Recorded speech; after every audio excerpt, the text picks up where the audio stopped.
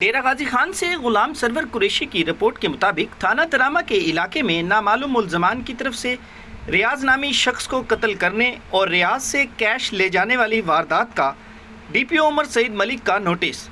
اطلاع ملتے ہی D P او عمر سعید ملک S P investigation حسن جاوید بھٹی کے ہمراہ جائے وقوع پر پہنچ گئے۔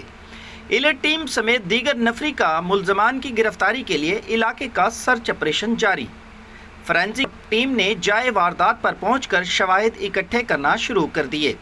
ابتدائی شواہد ملنے سے ملزمان جلد ٹریس کر کے گرفتار کر لیے جائیں گے۔ ڈی پی او عمر سعید ملک خود مقتول ریاض کے لواحقین سے ملے اور یقین دلایا کہ سارے معاملے کو ہر زاویہ سے دیکھ رہے ہیں۔ ریاض کے قتل میں ملوث ملزمان قانون کی گرفت سے بچ نہیں سکتے۔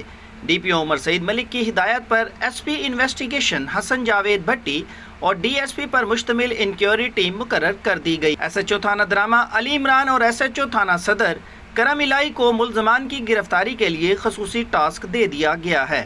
پولیس قانون کے مطابق تمام تر کارروائی عمل میں لا رہی ہے۔